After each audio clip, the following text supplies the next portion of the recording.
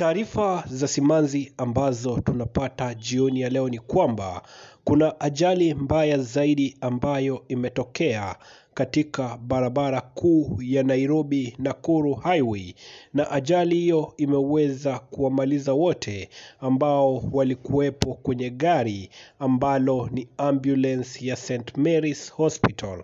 Ikumbuke kwamba ambulance hiyo ilikuwa imembeba mgonjwa pamoja na dereva, na kando nao unapata kwamba kulikuweko na mume wa mgonjwa huyo pamoja na relatives wa mgonjwa huyo wawili.